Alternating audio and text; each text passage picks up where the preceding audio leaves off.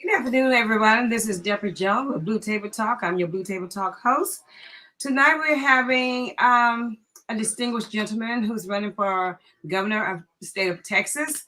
And so we'll get a chance to talk to him later on in a few minutes. So while we're sitting here waiting for him to come on, um, let's, we got to get that housekeeping going on and talk about COVID.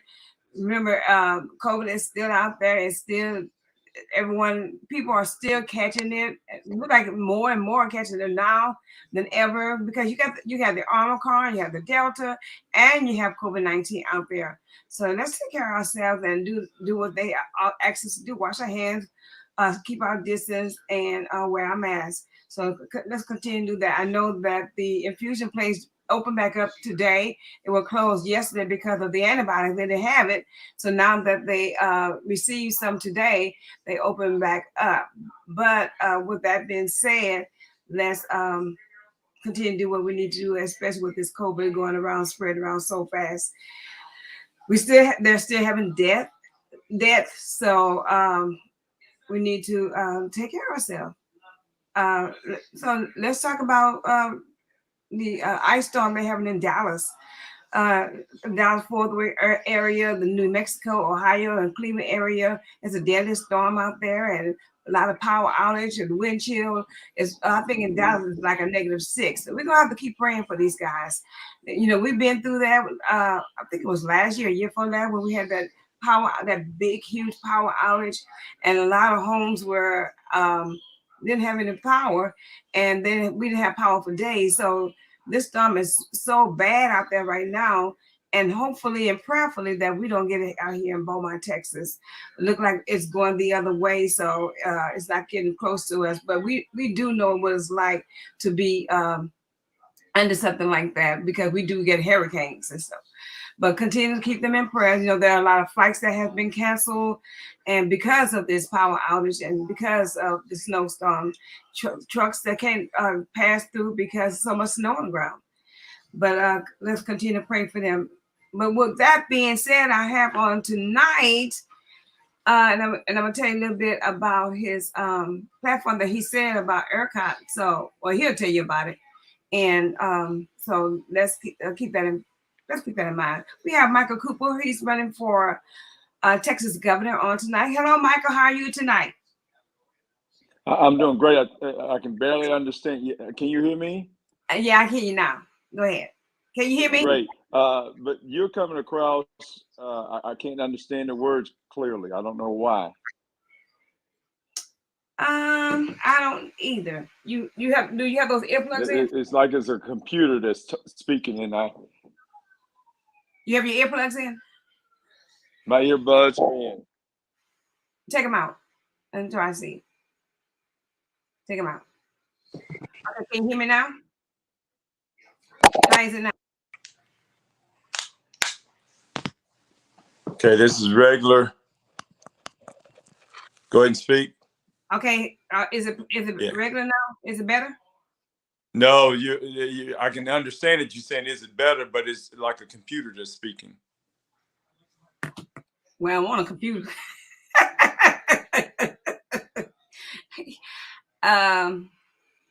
But as long as you can understand me and hear me, I'm good, because I can hear you very well.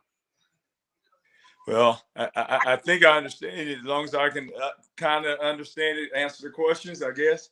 Okay, yeah. Let me talk to my viewers and ask them, can y'all come on? Can y'all transfer over to the comment page and tell me whether or not you can hear both of us, so that we know whether or not we're clear. So if you on StreamYard right now, transfer over to my comment page. Let me know whether or not you can hear me and you can understand me, and you can hear Michael Cooper and you can understand him as well. Let me know. Michael, while we're waiting, can you introduce yourself? Okay, introduce myself. Okay, my name is Michael Cooper, candidate for governor of the great state of Texas. Some of you know, in 2018, I ran for lieutenant governor because of the education system here in the great state of Texas. Some people have us 45 out of 48 states here on the ground. than some people have. It's 47 out of 48. Either way, we're tracking for the bottom, and we're not going in the other direction. Charter schools are great for what they represent, but charter schools should not be the way that we govern our education system. Now with pandemic and COVID and everything else, some of the schools are only supposed to be closed down for 4 years. Have been closed down 4, 5, 6 years, and we're supposed to turn those back over to our community schools. All I wanted to do, Sister Jones, was to be a school board member about 6 years ago when I semi-retired and give back to the community. And my friend at the time, President Paul Jones over the NAACP, laughed at me. He said, the school board is ran by the state of Texas. You can't be a school board member. The board of managers have it, and they don't have an interest in our local community. I said, I've been trained by one of the best minds in the world. The guy that I work for now for almost 30 plus years gave me retirement to be a pastor, civil rights activist, local leader, and also give me a chance to earn a little income to pay for my 3 kids in college. I got one still at home. Well, when I saw how egregious the offense was when it comes to our education system, at the time, Dan Patrick was the lieutenant governor, and he said he's going to do A through F grading because he wanted to put a big fat F on our schools in our Black and brown communities because he didn't want people to build homes there. He didn't want people to move there, and he wanted everybody to know that these schools were failing. But our schools are not failing. Our kids are not failing. Our teachers are not failing. They're great teachers, great students. Problem is our curriculum is failing us, and people that's in leadership are failing us. There's a guy by the name of Mike Morath. He's the education commissioner.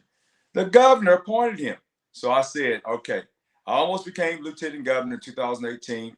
Got 455,000 votes, lost by 1.2%. And I told my friend that ran for that race, I said, you run that race, I'm going to go and become governor because I want to fire Mike Morath. Why I want to fire Mike Morath? Because it is all on his shoulders. Our education system is failing us. But at the same time, we need to make sure we expand Medicaid, fix ERCOT, the grid. We got a freeze coming up in it now. We don't know if we're going to make it through it or not. Thank God we on the Baton Rouge grid because that's governed by the federal government in Louisiana.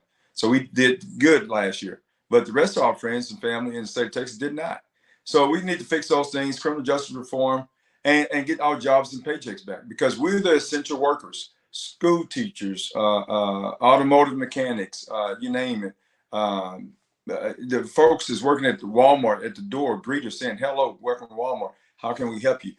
We are essential workers. We're frontline workers. We have to work, but we need to be protected. And we don't need a governor that's saying we don't need masks and we don't need vaccinations. Now, I don't believe there should be mandates, but if you work in an area that's a hot area, there should be a control to where the owner or the job or the corporation says, hey, y'all need to get vaccinated. You need to wear your mask because we lost too many workers. Just common sense governing. So like you said earlier, you ran for lieutenant governor and you also ran for what was it?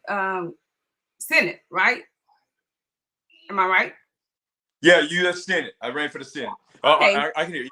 So why are you running for governor now? Because of what you just said, everything needs to be straightened out, and people not the people who are already in office right now, they're not doing what they're supposed to be doing. Is that why you're running now? And you want to fix it?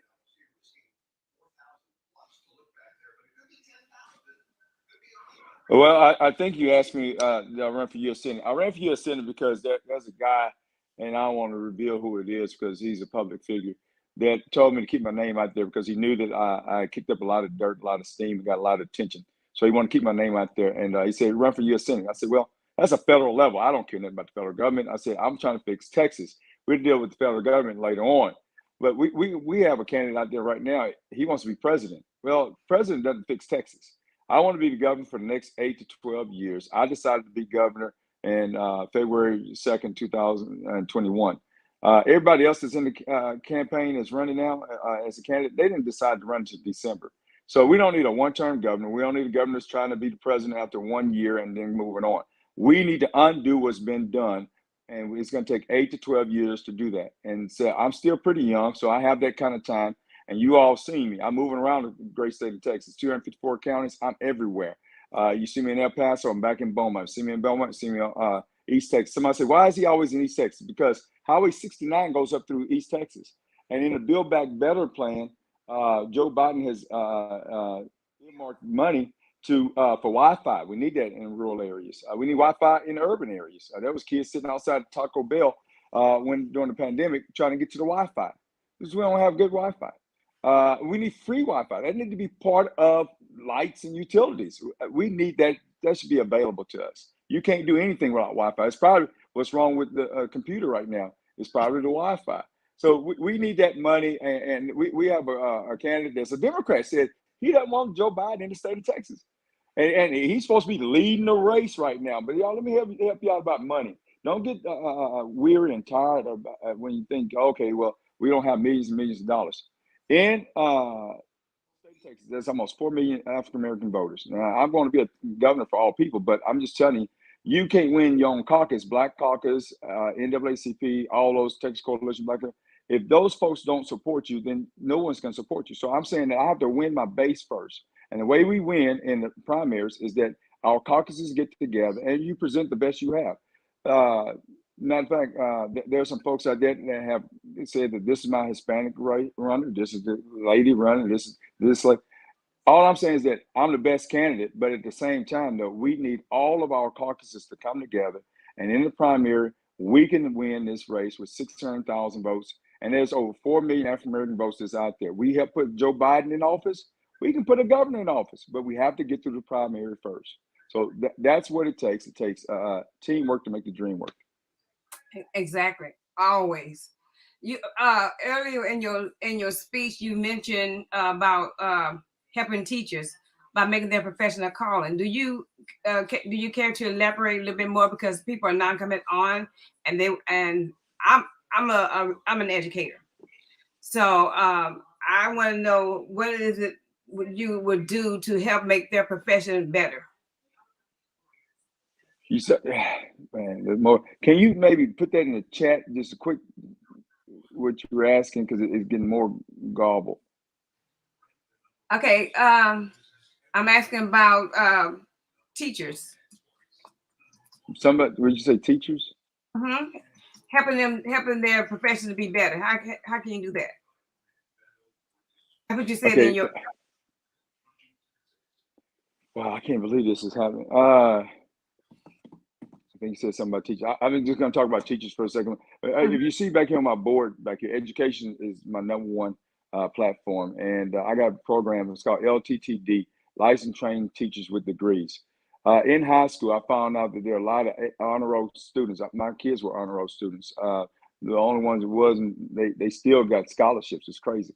But I want to take those top 5 and 10% of students and put them on a program for 2 years, okay? And then they graduate, and when they're 18 years of age, they have like a licensed vocational nurse. I want to give them an LTTD degree. And then they sign a 4-year contract. They teach K through 6th grade. And after they do that, we'll give them loan forgiveness. So the student loan will go away. Then we want to retain them for 2 more years. And I mean, for 4 more years, and then let them get a bachelor's degree. Then now they're certified school teachers, can teach from K all the way up through 12th grade. Licensed trained teachers with degrees. That's the kind of program I have for the state of Texas. And now we have educators that would be in the program for 8 years. They'd be in love with the students. They wouldn't want to leave. And then we want to pay them a base of no less than $60,000 a year. Let me help you out with how we pay those type of wages. Because when I was going to Lamar University, okay, I looked at the program. It was saying $36,000 a year. I couldn't afford a pay cut. I was making more than that as a part-time student with my own business, entrepreneurship, with a lawn and maintenance company. So I said, I wasn't going backwards. So I sent my wife to be a school teacher, made my mother happy because she wanted me to be a school teacher. So I said, Mommy, listen, I gave you a wife and she's a school teacher. She said, but that's not you. She said, those kids need to see you.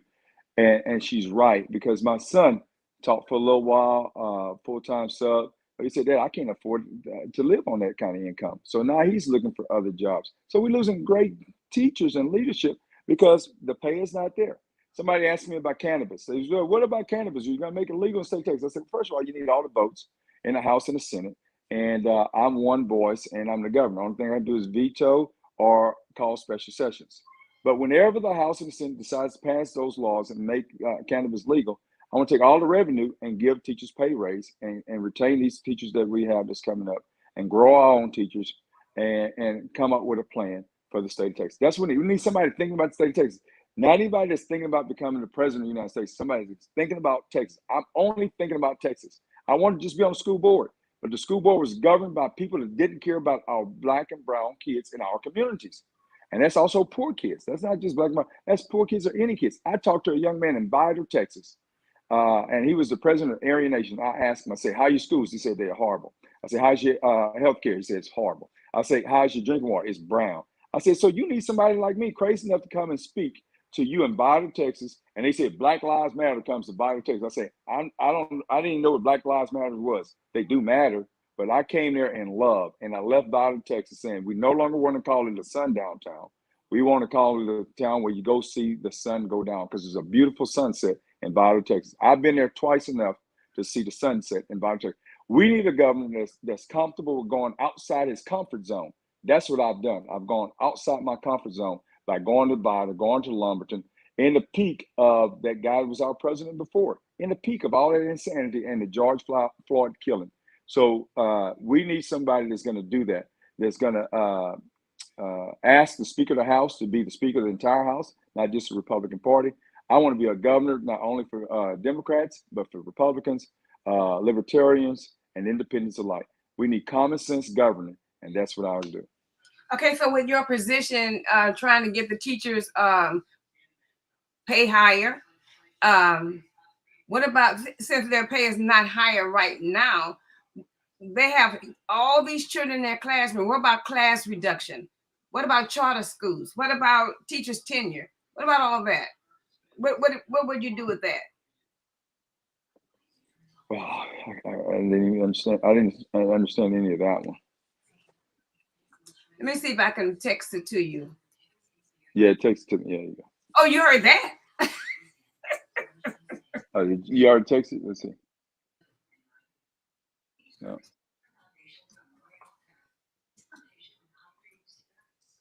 It's in the chat.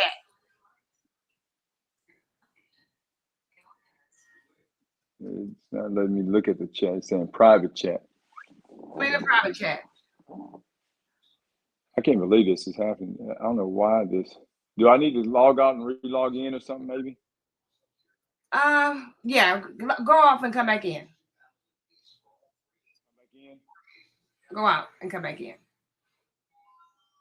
Okay, so we're talking to Michael Cooper tonight. Michael Cooper is running for Texas governor, and prayerfully and hope prayerfully he can come back on and he can hear what I'm talking about, because I have some good questions I need to pose to him about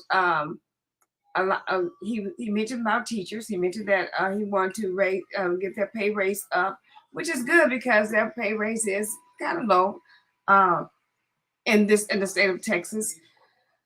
But you also have to think about the cost of living in Texas also, because if you go to another state and where the pay raise is higher, that's because they're living in a, when I'm talking to you, the ISD is calling me. So maybe they say, yeah, let's raise these teachers. Okay. Anyway, so while he's coming back on, I know I see one person on. I need you guys to transfer over to the comment page that's on the was on my phone right now. I need you to transfer over. Just let me know that you're here, and let me know that you can understand the two of us, because it's saying though that he's not understanding me, or am I understanding him?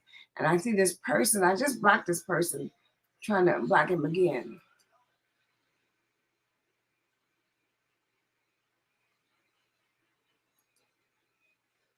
So let's see. Okay, so I cannot block him. It might be something wrong with the internet. Anyway, so if you have any questions out there that you want to pose to Michael Cooper, like I said, he's running for your governor, and right now he is the president of the NAACP here in Beaumont, Texas. If there are any questions you'd like to pose to him, please put them on the comment page, and he's coming back in right now. Thank you. I can hear you perfectly. Can you hear me now? Yes. So you talking about my internet, and it was yours. I'm just saying, internet period. There's always something. My internet's been acting up for the past 2 weeks. Yeah.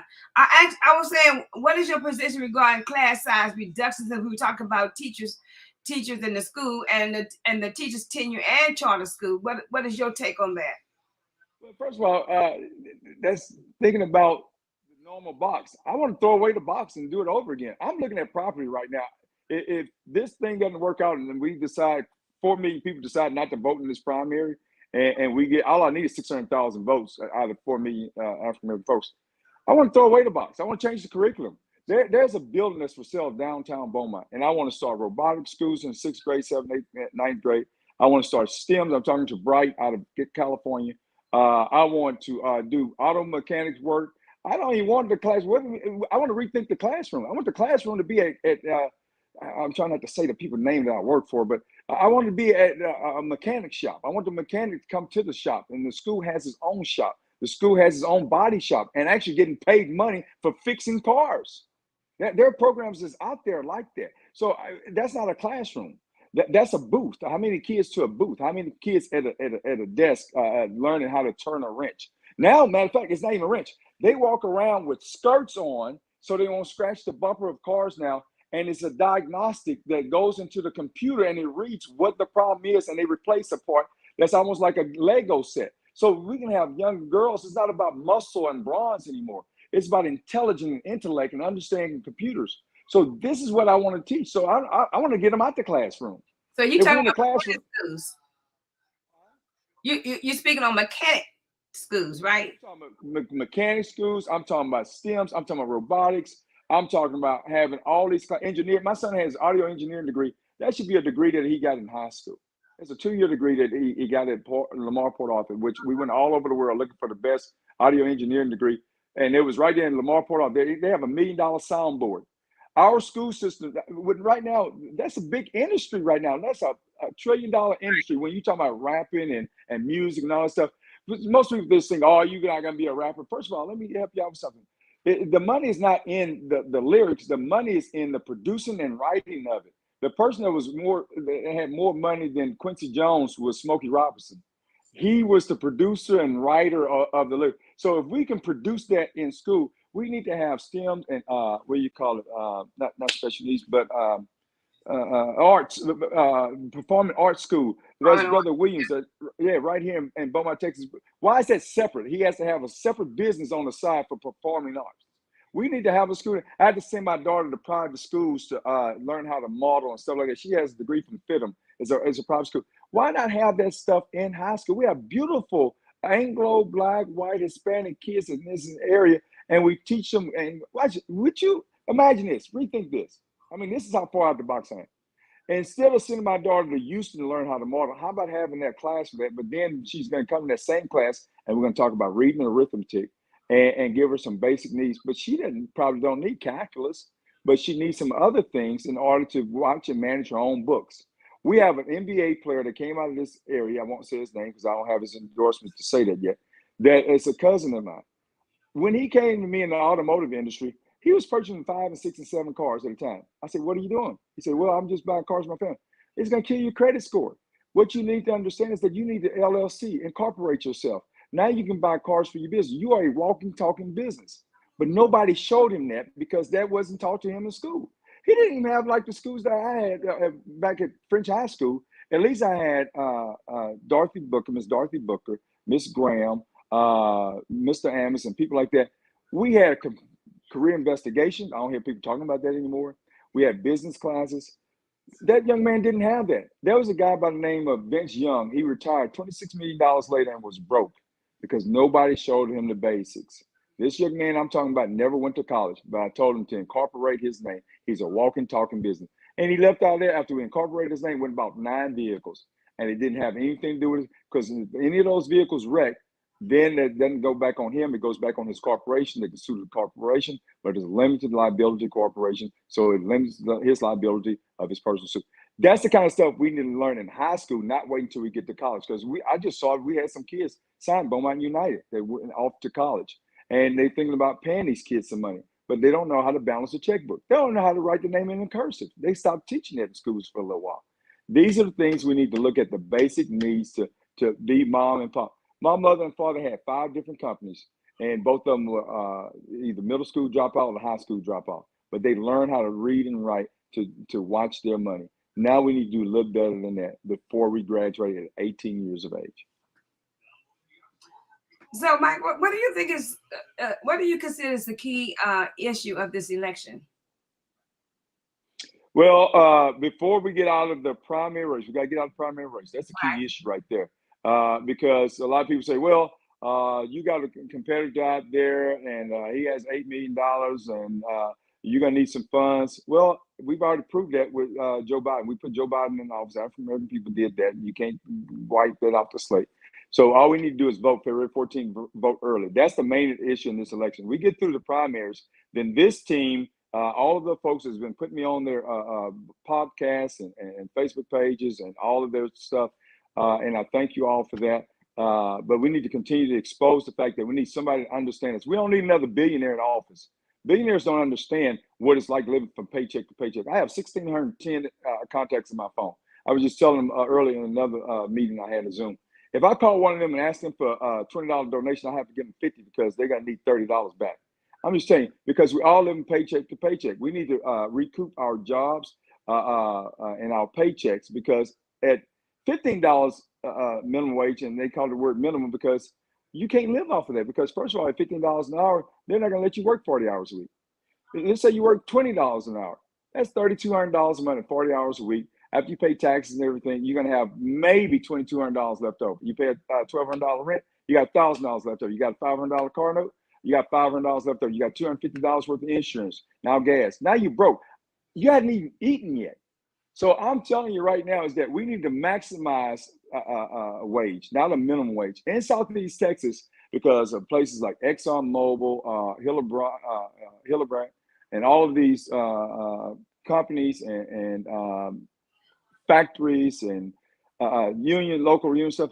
They're making minimum $4,400, $6,000, $8,000 a month part-time, whereas ExxonMobil used to pay $120,000, $130,000 a year, but everybody's trying to break that down now. But these are special trades. CICE at Lamar University, other places like that in Dallas. Houston Community College is graduating thousands of kids every year. I think community colleges should be free, up to 2 years. Somebody talking about reparations. I think we all need reparations. When you talk about reparations, I'm talking about we need a certain level of education just to keep our economy going.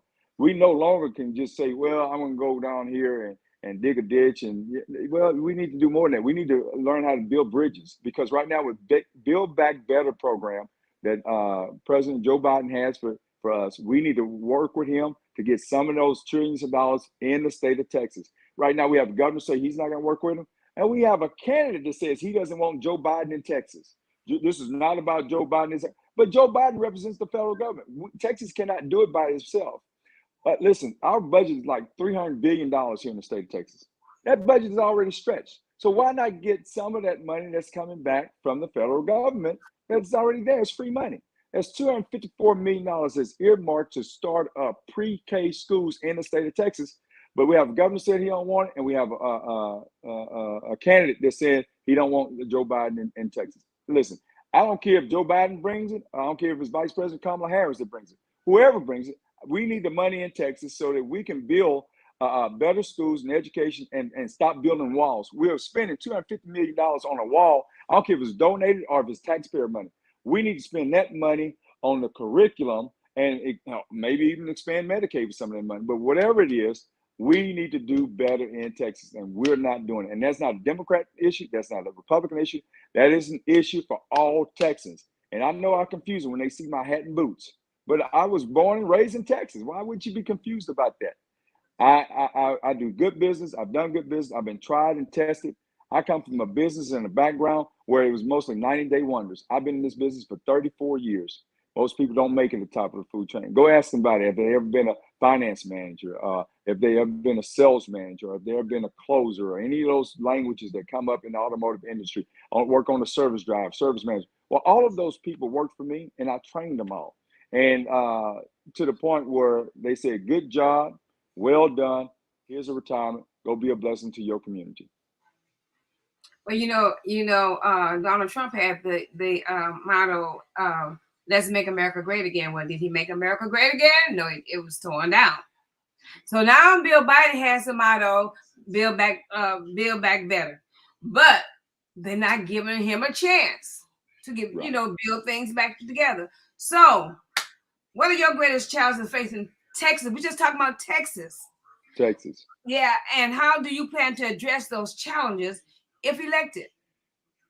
You're right, because there are two Democrats that's upholding the Build Back Better plan and the voters Right. suppression plan, the John Lewis Act, all those For the People Act, and getting rid of the filibuster. Yeah, that's the federal level. But we got the same problem here, because you have a House that's run by the Republicans, you have a Senate that's run by the Republicans. Because even as a governor, I'm still going to have to let them create bills or not.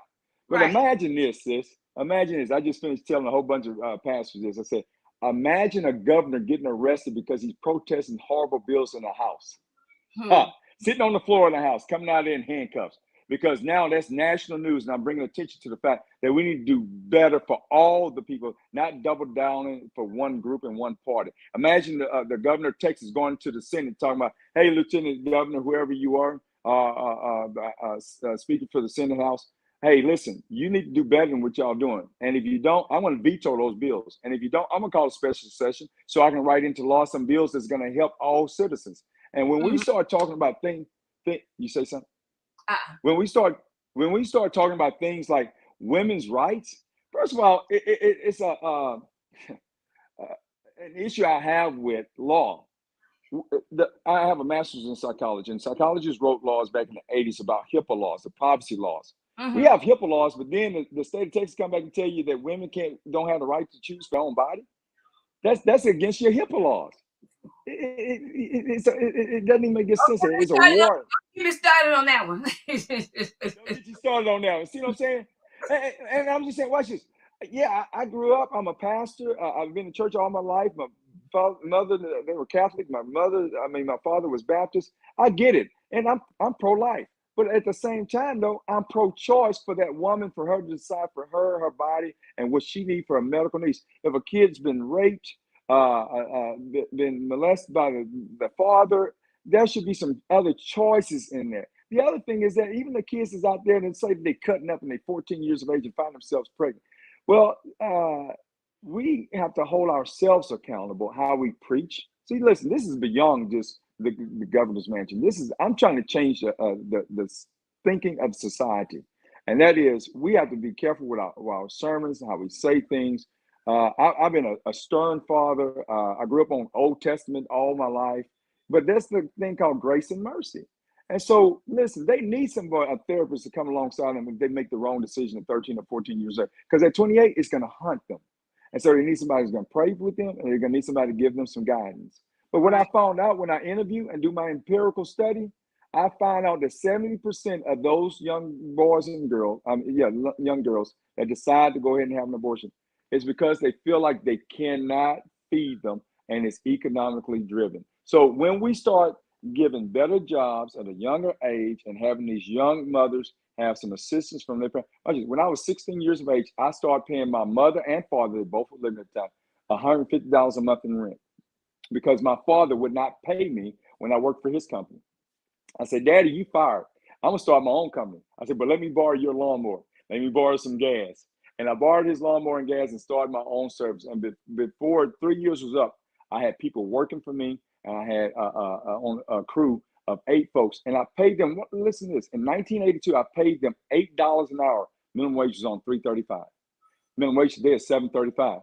In 1982, I paid $8 an hour. My supervisors, I paid $12 an hour, and I never cut the clock off. So sometimes they work 12 and 13 and 14-hour days. All I'm saying is this: is that my daddy said, when you teach a man to fish, he can eat for a lifetime.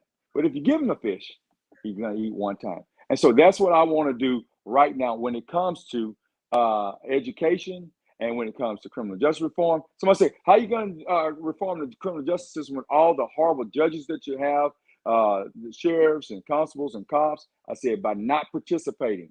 If we teach them to read and write by the time they're in the 2nd grade, and we give them a good curriculum, a good vocation, give them some options other than just what we already give them, then that's the way that we don't have over 1,000 young men that's in Jefferson County Jail.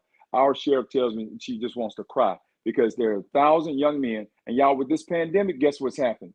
They have not been having court. So they've been putting off their sentences over a year and a half. A lot of them couldn't make bail. So that was about a year and a half ago. So some of them already served 2 and 3 years and have not made bail. So we got to do bail reform. So I've been talking to legislators on the Republican side and the Democratic side. It's going to take a whole village to change this thing around.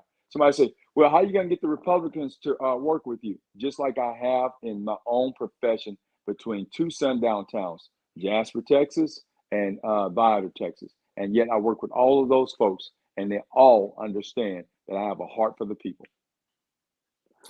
Okay, so with that being said, what is your plan for incarceration, prevention of rehabilitation to maximize public safety and reduce prison costs? Well, first of all, I want to make sure that President Joe Biden, he started pushing away from privatizing prisons. We don't want to do that anymore. We don't need to privatize prisons. We don't need to meet quotas, because when they sell these prisons off, most of them are owned by China governments.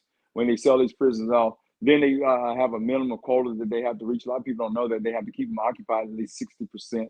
So then they give the judges a call, say, hey, we need 40 to life on this other client where it should have been 10 years. They're trying to max it out on our backs. That's the same thing they did back when they released slaves. When they caught you running at nighttime and you're supposed to be at home, they give you a fine, they incarcerate you, and then they get free labor, slave labor. That's no difference than what we have right now. So we need to, first of all, let's jump on this. In the state of Texas, we need to get rid of the death penalty, because every time I look, it's somebody that looks like me that's getting the death penalty. What I mean, if it's justice for all. I mean, yeah, but it's not. It's not. There was a lady that just died in Southeast Texas. Her name was Miss Belfield, and she was a dear friend of mine. I think she's 89 years of age, and she told me the story one time. Y'all, I listen to people. I'm standing on giant shoulders like hers. She was the first African American judge in the state of Texas, and the first female African American judge in Orange County, in Orange, Texas. Orange, Texas. Y'all Google, look it up. As a matter of fact, they just had a big deal on the news. Yeah. For her. You know what she did? She's the reason why they no longer electrocute people in the state of Texas. They gave her a tour of the Huntsville prison there, and they said they were bragging about the electric chair and how they did it, and some people get burned and they don't die. And she said, no, that's a cruel way to die. That's not, I don't care what they've done. They shouldn't die that way. And so she went to the governor's office and sat down, and I forget who the governor was at the time. And she said before she left there, they changed the policy in the way in which they did the death penalty. And so that's what it takes. So now she started something. So I want to finish it. I want to go in and change the way that we do that. We don't no longer need a death penalty. The Bible says, thou shalt not kill. It doesn't say thou shalt not kill outside the prison. It doesn't say thou shalt not kill inside the prison. It said thou shalt not kill. So don't kill. There you go. There you go. So, I mean, I try not to preach on this trail, but, it's really common sense. I mean, it's right. It just never fell. Vengeance is mine, said the Lord. And let me tell you something. Living with the murder of someone's blood on your hands is probably worse than dying quickly.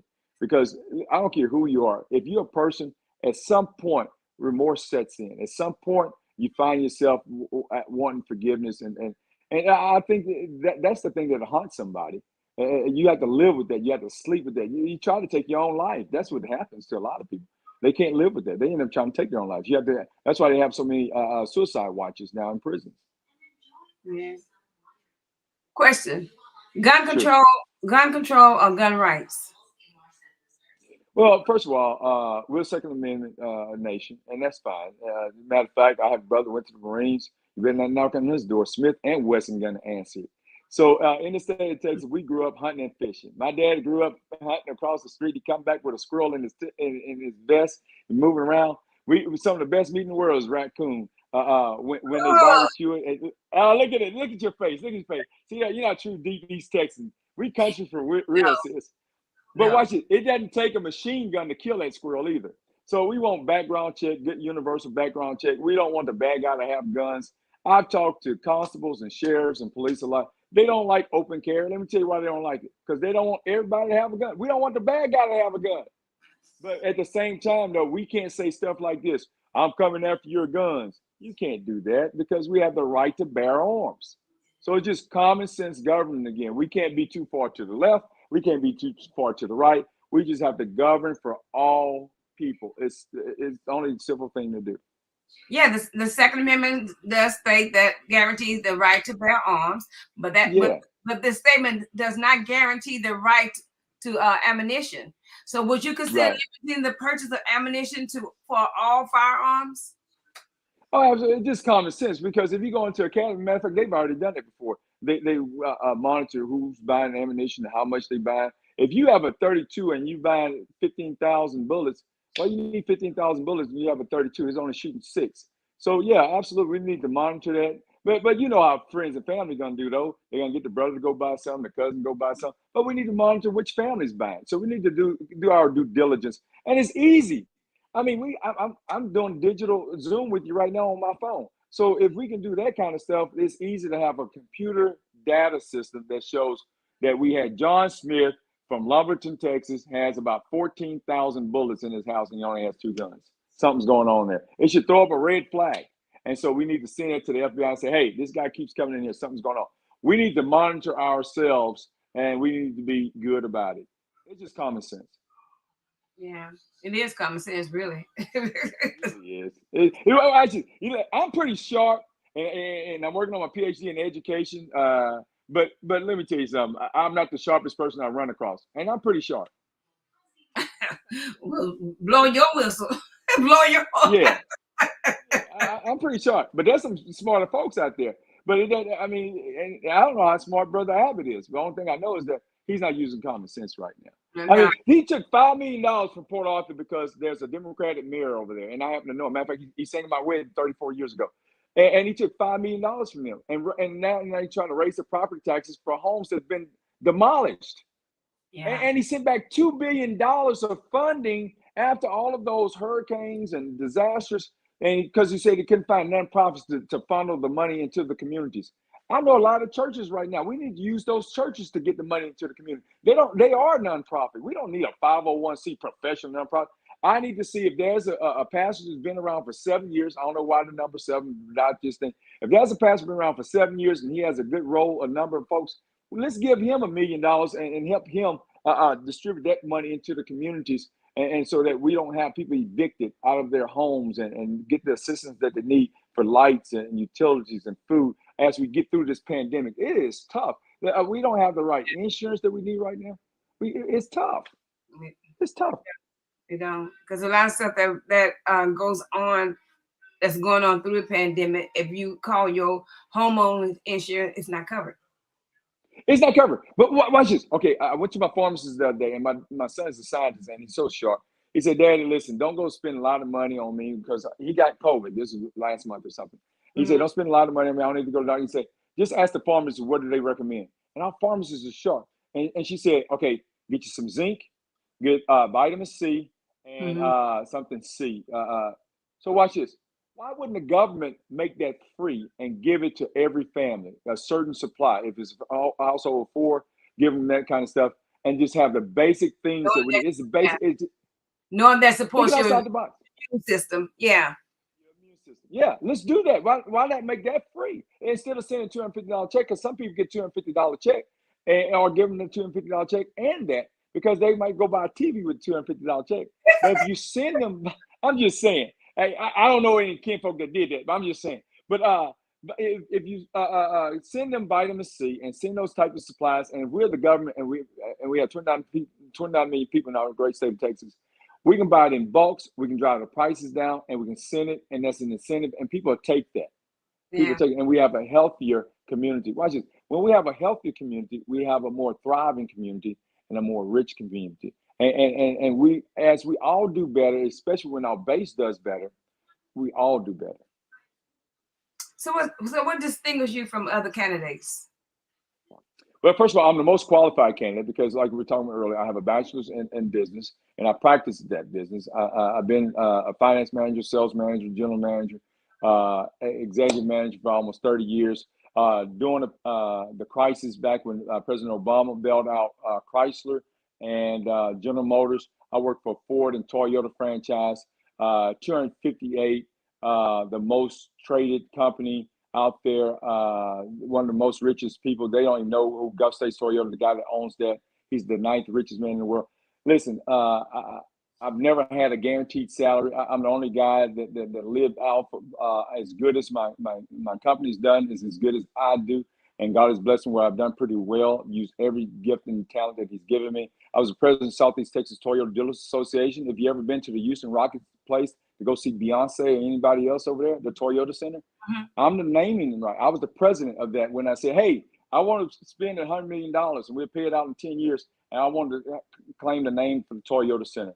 Then after that, I made them remodel it because I wanted a new Toyota Tundra inside the Toyota suite where all of our Toyota employees go and still visit and watch the Houston Rockets for free, because I set that up. We need somebody to think outside the box, because they say they couldn't get the Tundra inside the elevator. They already built the building. I say, but you have a crane. You have a big opening at the bottom. Take the crane, put it on top. Listen, there are a lot of comptrollers and accountants out there in the world. That's great. We need those folks. But most of those folks work for CEOs, CFOs, and general managers like myself. That's what I am. I look at the problem, I solve the problem, I put the pieces together, I get the people, bring them together. That's what it's all about. In my campaign, I have an Emmy Award-winning videographer that volunteers his time because he believes in this campaign. My website looked better than any presidential candidate. I didn't do that. I had people with experience do that. That's what it takes. It takes somebody to hear what you say. God created this earth with a word. That's how we fix things. People have to have hope and they have to believe, and they need a leadership that's going to do it. That's what I've done. And matter of fact, I have TMI, Texas Medical Insurance Program, where you have to have a menu program. You have to show you how much you're going to have to pay. No deductibles, no co-pays. I have Republican and Democrats alike working on it. Doctors, nurse practitioners, we've already been working on it. We need a plan for the state of Texas. And it's going to take more than 8 years to do so. We don't need somebody that's running to be president using governor as a seat or a stepping stone. We need somebody that's going to be the governor of the great state of Texas. And that's what the difference is. I'm qualified for it, master's in psychology, because I knew that there's a lot of mental illness out there. And with this pandemic, it proved it. A lot of people are freaking out. They don't know what to do. So not just a prayer, but they need somebody to give them good common sense. And we need to deal with the cognitive skills. And sometimes I bring them back to the experience. There you go. And bring it back to the forefront. And we can't be afraid to deal with the things at hand. We have some good days and some bad days, but we have to deal with how to get through the bad days. We have to have a tough conversation. I'm working on my PhD in education, put it on hold. But the reason I chose education, because I want to learn more about servant leadership. There's not another candidate out there that has those type of skill sets and degrees that's set up to be in that type of leadership. Some of them have some decent degrees, but my mother told me I had to be overqualified to be accepted in a position that a normal person can have. So since you have those tickets for the Rockets game, can you give me one? I really, you know, it's funny is that when I retired, I gave all the control of that up, even with the naming of the scoreboard at the stadium where all our high school kids play. It has I try not to say my company name, but it has my company name up there. I paid $1 million for that idea of the scoreboard. What I'm saying is that I've been sowing back into my community, and that's what we need. We need a government that's going to sow back into their community. And it's not just about money, but I've been doing that with my time and efforts too. People say, oh, I didn't see so-and-so passing out water and clothes and supplies. Because my mother taught me what you do in the dark is going to come to light, not to be put a light on everything I'm doing. Always. So I don't need to go around here filming every time I'm feeding somebody, giving someone a turkey. In my business, we give away turkeys because I'm trying to feed the homeless. I came up with a reason every time to give back to my community, and I use the funds because I'm not a millionaire, but I use their money. And we do the same thing. I do have a seed. So with my own seed offering at my church, in my community, we just finished doing free COVID testing because I partner with other folks out of Houston and Dallas and Fort Worth and places like that to give back to the community. Watch this. Somebody asked me and challenged me. And this is another Zoom. They say, well, you hadn't finished with the community. We still need you and love you. We want you to stay in our community. Watch this. As I go to Austin, Texas and change the laws, that's going to affect our community. I just wanted to be on school board. That's how this got started. I wanted to just be a school board person. Didn't even want to be the president of school board. I wanted to go out there and make a difference, make a change. They say school board is not controlled by the local anymore. It's controlled by the state. And even when the local people have it, they have to deal with the state laws. So again, Commissioner, I work for a guy. Yeah, I work for a guy. It happens to be Anglo and happens to be a Republican. But I learned from him. I gleaned from him. And we had a relationship with all the people in Austin, Texas. He said, if you want to have a good business, you better be over there in Austin, Texas, talking to people, getting to know who those lawmakers are. He said, I don't care if they're Democrat or Republican.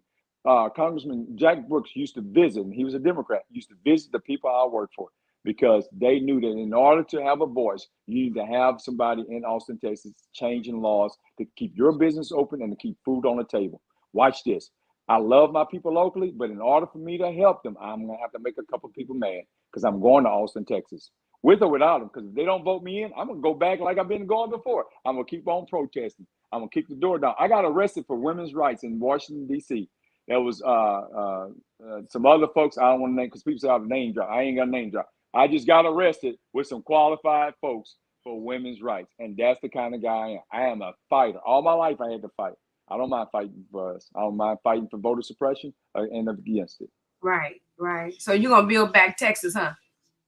Yeah, amen. I'm gonna build back Texas and watch it, and I'm gonna figure it out because I have nonprofits too. So if they don't vote me in, I'm gonna go out there and I'm gonna call up President Joe Biden and Vice President Kamala Harris and try to get some of that money through my nonprofits to bring it back to the community. Absolutely. I'm build back Texas, but I'm build back as the next governor of Texas, though. That's bad. So when you call in there, ask them to come on my podcast. So I will. Man, you have my cell phone number. So listen, when I'm in Austin, Texas, the word says you have not because you ask not. That's exactly right. That's exactly right. And I'm standing on your shoulders. You're doing great work. I see you guys out there. You're doing it. Thank you so much. Y'all so qualified. What's her name? April Ryan, the lady that does communities. She was at the White House at one time. Yeah. You guys are our local April Ryan. So thank you all for what you do. Oh, he's so sweet. Thank you very much. Appreciate you.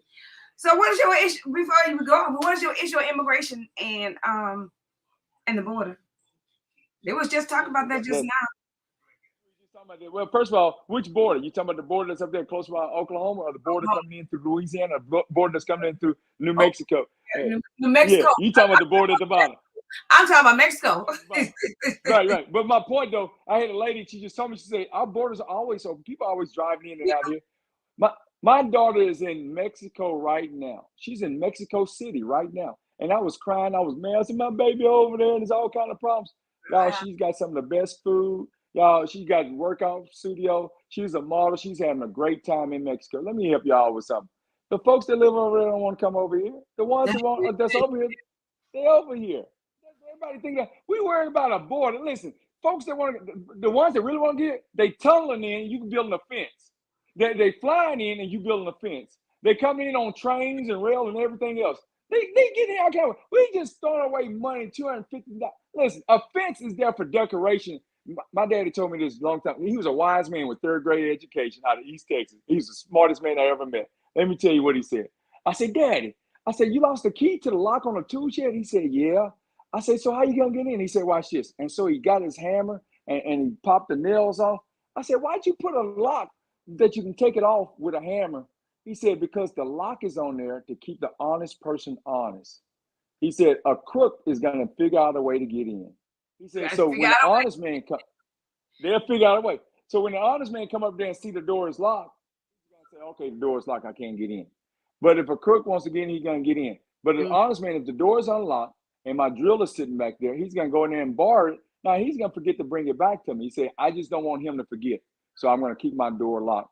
So that's what we need to do with the border. We need to have what we already have, Border Patrol. But watch this, sis. I'm gonna go out on a limb and tell you another program that I have. Why is it we can have ROTC and feed the Army, Air Force, Navy, and Marines? Why not feed the people at the border? There are 1,000 Border Patrol people short. See what I'm saying? Why not have that 9th, 10th, 11th, 12th grade? So when they graduate 12th grade, they certified Border Patrol. Now we have young people, young boots on the ground, tracking our border with drones. And now we don't have to have razor fences. We don't have to have tractor trailers out there that people climbing over, coming in. It's the craziest thing I've ever seen.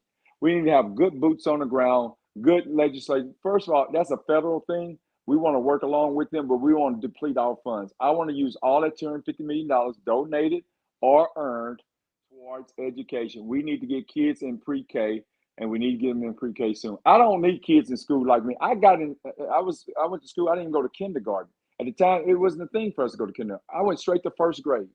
First grade. And first grade, I didn't know how to read or write, even spell my name. I was behind starting off. So we need to go to the pre-K. Matter of fact, I sent my kids to pre-K at 3 years of age. My son's tired of school. He never want. That's why he don't want to be a school teacher, sis, because he's been in school since he was 3 years old. And he's tired now. Okay, so in your own words, why should we vote for you? Well, first of all, I'm a qualified candidate that happens to be African American. I never even said that on anyone's show. I think yours may be the second show. Let's make history. Let's not be on the wrong side of history. There's some folks out there, and they see the good in me, and they know, and they're Black, white, Hispanic, the LGBTQIA community, the Hispanic. Everybody is looking, and they say, we like your platform. We see your website. We see your work. They see me going up and down the 254 counties. They see me going up and down the border. In the morning time, I at the Gulf, I can smell the salt in the air, and at nighttime, I can feel the breeze of the dusty sun, of the dusty hills in El Paso. And I'm in Central Texas all last weekend. I'm going to be back in East Texas, back in Dallas, Fort Worth, Duncanville, DeSoto this weekend, covering all the grounds. I'm going to be with the Muslims on Monday with everybody. We need a governor for all the people, not doubling down just for one race, one group of folks. We don't need that anymore. We need somebody that's going to represent everybody. Listen to this, sis. I'm going to take my hat off for a second. Does this face look like somebody that's just one person? There's more than one ethnicity in this head. I'm just trying. Sometimes in the morning, I wake up, I'm at war with myself because we were immigrating back in 1876. My folks were from Cuba, the Valfro from Cuba. And then they came through New Orleans and they saw these mulatto women and they loved them too. Then they saw Cherokee Indian, they loved them too. So we have all this ethnicity in our background. My father's from East Texas. He was a short rodeo guy. He rode, jumped on steers and wrapped them up. So I have all this rich background and heritage that's in my system. So I represent all people, not some of the people. That's what we need right now.